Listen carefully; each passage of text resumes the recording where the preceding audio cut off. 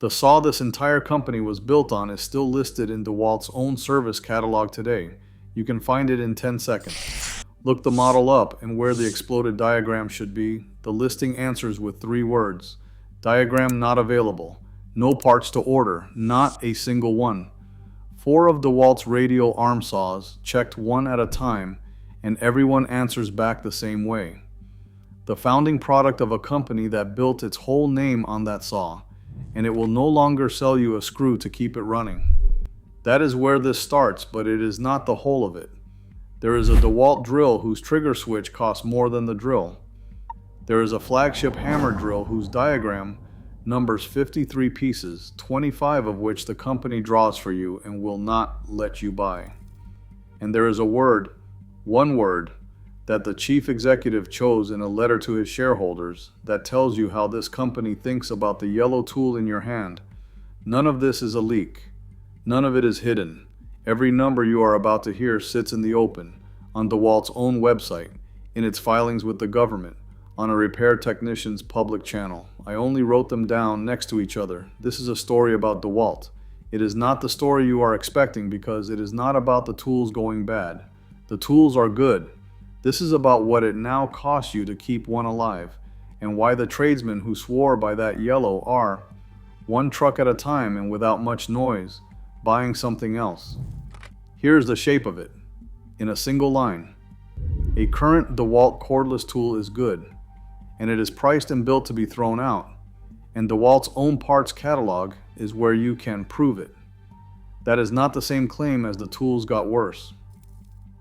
I want to be careful here because if I overreach, a man who has run these drills for 15 years will pick this video apart before it is an hour old, and he should. The pro drills and the impact drivers are as good as they have ever been. The men who swing them from the first cut of the morning to the last have earned every ounce of that loyalty. So how does a good tool end up as something you are meant to throw out instead of fix? The answer is not a scandal, and nobody broke a law. There is no memo to leak, no single bad decision to point at. Only a set of choices, made one at a time, about how a tool is built and what the company will sell you when a part inside it dies. Add them up, and you get a tool cheaper to replace than to repair, by the company's own price list. 2 things I am going to hold back until I have earned them. Where the tradesmen who are leaving end up going because the honest answer is not one brand, it is a few. And a test. A 10-second test you can run on any drill on any shelf, yellow or not, before you spend $1. That one comes last, because once you own it, you never buy a cordless tool the same way again. The saw on that dead diagram page was, once, the most useful machine in the American workshop. That is the irony I want you to hold on to. The one product this company can no longer keep alive is the one that made it. Its inventor was a man named Raymond DeWalt, and the patents are public. He filed his first, a tool holder, in 1921, and the one that mattered, a woodworking machine that swung a blade along an arm over the work, in January of 1923.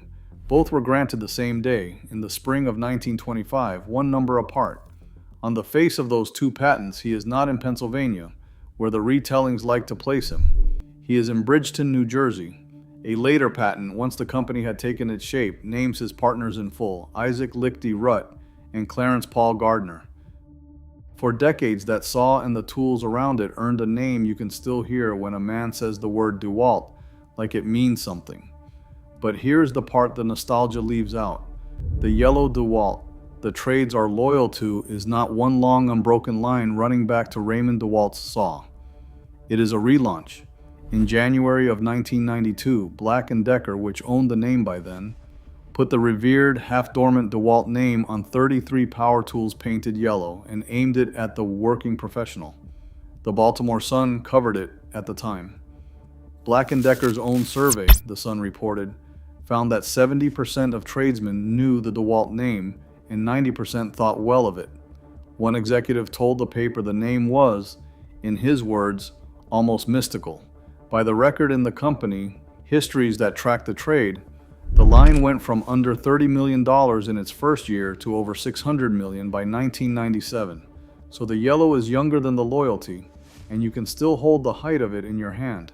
DeWalt sells right now a corded half-inch drill of an old design. In its own service catalog, the whole drill is $77, and the trigger switch on its own, as a part you can order by itself, is $18.40. The motor comes apart into 4 named pieces you can order one at a time. Remember that drill, it is going to be the measure of everything that came after it. By 1960, the name had passed to Black & Decker.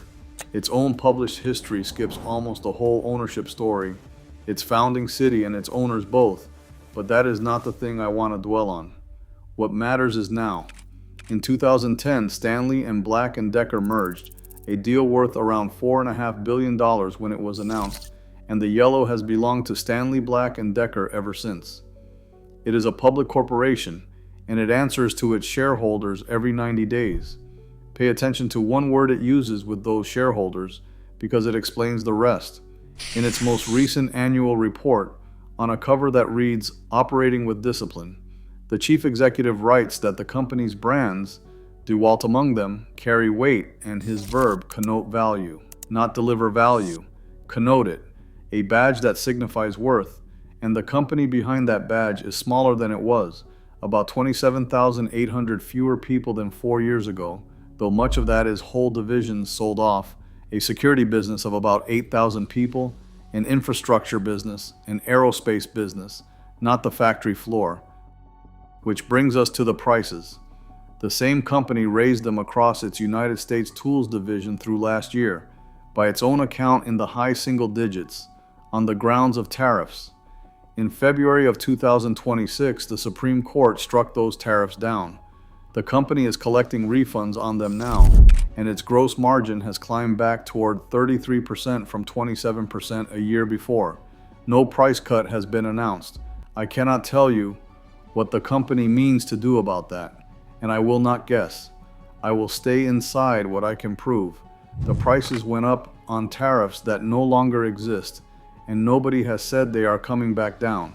Before I read you the receipts that pay all of this off, one thing, and it is the only time I will ask for anything. What you are watching is not a review. Nobody handed me this drill, and there is no discount code waiting at the end. It is a receipt read out loud, with the arithmetic worked out in the open, so you can stop me and check it against the same catalog I used before anyone tells you what to buy. If that is the kind of homework you want turning up in your feed, subscribing is how you keep it coming. That is the whole of the ask. Now back to the money, because the receipts are where this stops being a story about a brand and becomes a story about your own wallet. I told you the tradesmen who trusted that yellow are leaving. I have not told you who they are or how I know. So let me quote some of them, by name, in their own words, on the record. A man named Dean Doherty saw this coming before any filing made it plain. Doherty is a professional tool repair technician in County Donegal in Ireland, and I want to be straight that he is Irish and that some of the drills he handles are sold only across Europe. So take him as what he is, a man who opens tools for a living and says so on his own channel. He repairs, in his words, all brands and types of power tools, new and old, for a living. Last autumn he did something a repairman almost never does. He told his audience of tradesmen to stop buying a particular DeWalt drill, to send the company a message by not buying it, because in his words, we don't want these cheap switches. And he does not sell parts himself, so he had nothing to gain by saying it. He just did not like what he kept finding inside the tool. But one repairman with an opinion is not the story. That is not the full picture. The picture is in the comment sections under men like him, and in the reader threads of the trade press, where the switch shows up not as a survey but as a person. Under Doherty's own video, a tradesman writes that his firm bought 5 of the drills the year before, that all 5 failed with the same fault, that they sent them back, and that they now run Makita with no trouble. 5 tools gone, 1 switch fault at a time. Another man, an electrician who says he buys his gear from Screwfix, which places him over in Britain, writes that he will not buy DeWalt because they trade on the name. On an American tool publication called Tool Guide, a reader who says he is a licensed contractor with a small company, running DeWalt for the most part, writes that he has been thinking of changing out all his DeWalt tools for another brand. And then there is the one that lands harder than its handle. An owner, moderate home use only, 4 good years out of a drill and an impact wrench, before the switch on one of them began to fail.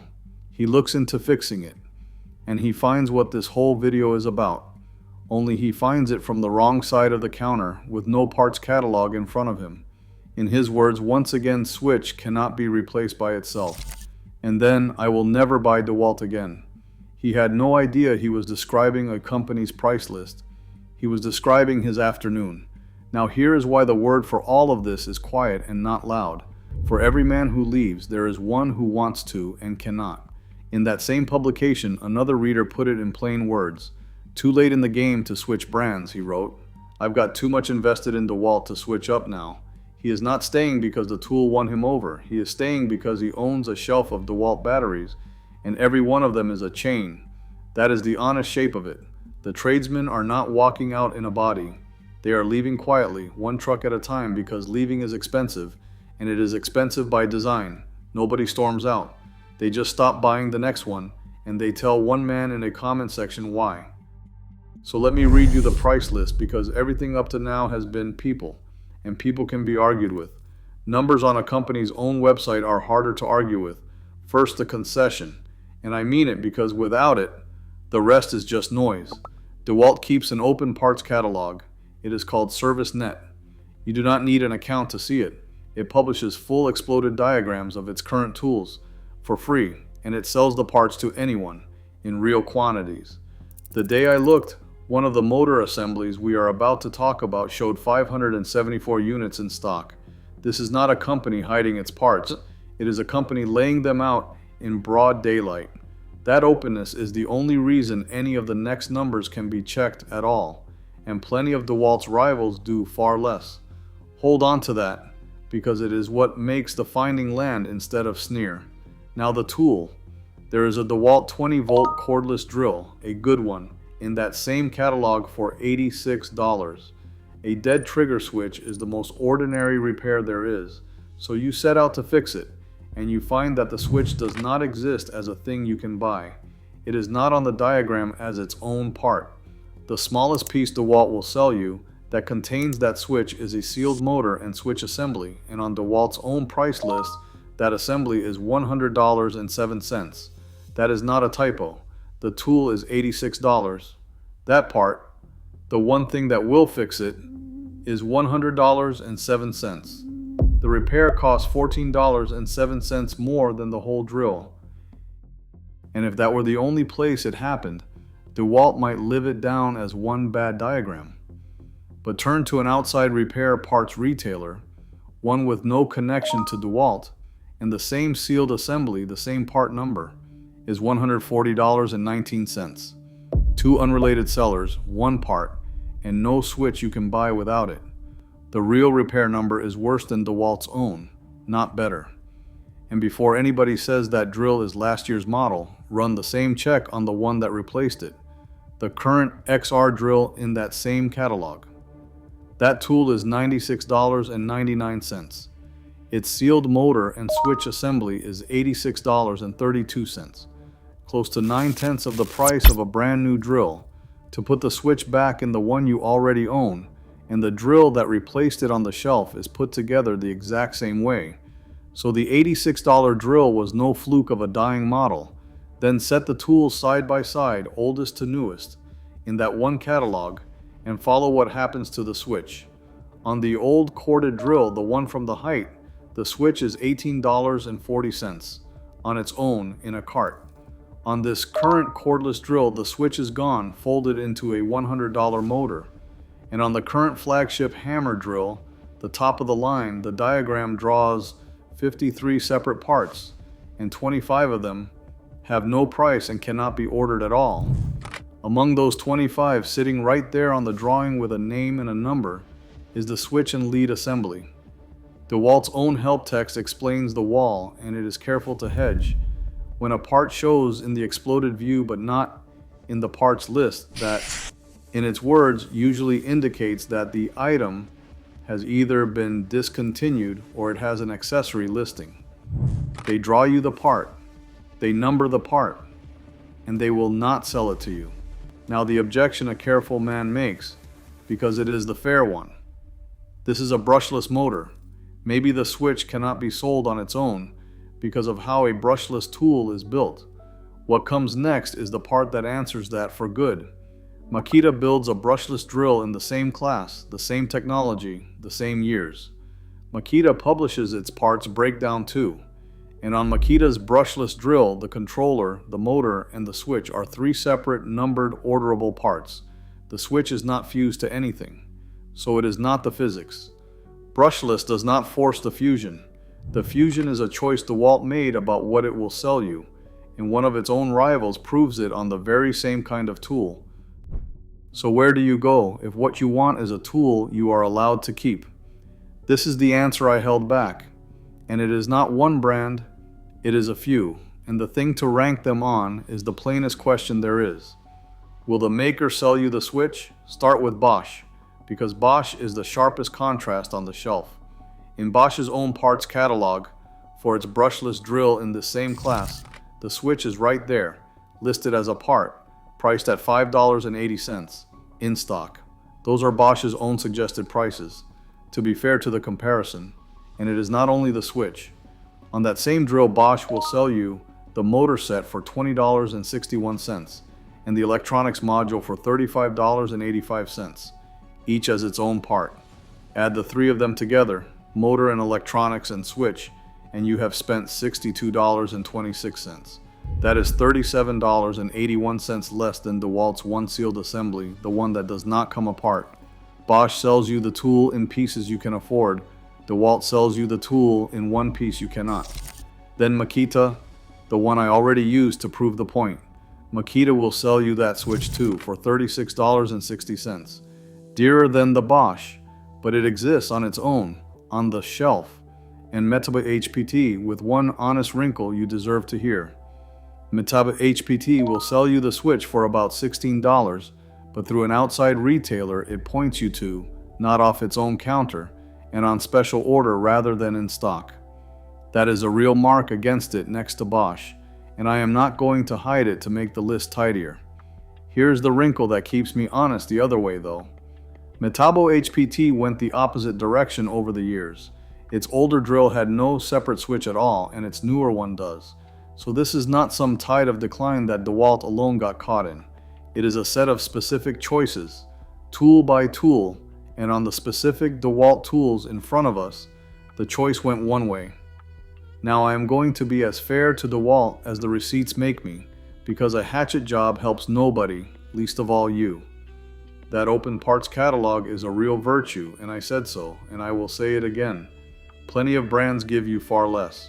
The warranties are ordinary to good, 3 years on the tools, and on DeWalt's mechanics tools, the wrenches and the sockets, a full lifetime warranty that asks for no proof of purchase at all. If a mechanics tool breaks, they replace it, and they do not make you dig up the receipt. That is a genuine promise, and it is worth having.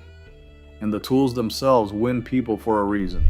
A tradesman commenting on a different repair and review video, a man who says he has run an electrical contracting business since the middle 1980s, put it as well as anyone. All the major brands are fine, he said, but the thing that decides it is the battery platform, and DeWalt's battery platform and its tech are the best on the market right now. That is a 40-year tradesman in this year, calling DeWalt the leader on the one thing that holds a man to a brand. The owners who love their yellow are not fools, and nothing in here says otherwise. The tool was never the problem. What it costs to keep is.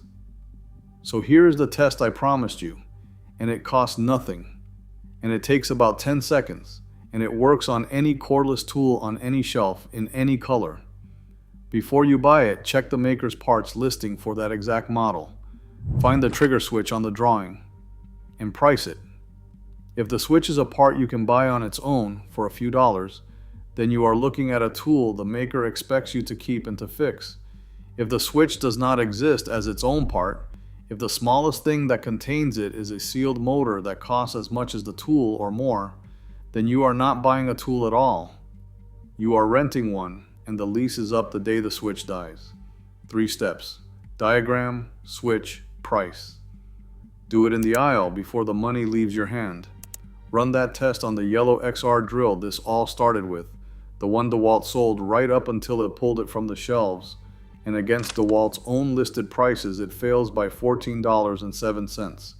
Do it again on the model that replaced it, and the sealed assembly still swallows close to 9/10 of the price of the tool.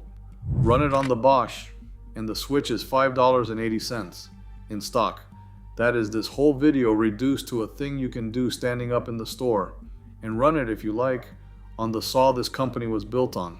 Check DeWalt's own service catalog for that radial arm saw, the machine that first put the name on the wall, and you get the same 3 words back: diagram not available, nothing to order, the founding product of the company, and the one thing it will no longer keep alive.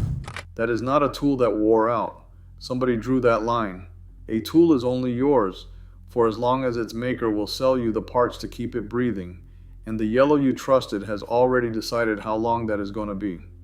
You do not have to argue with the tools. You just have to price the switch. Price the switch before you pay for the drill.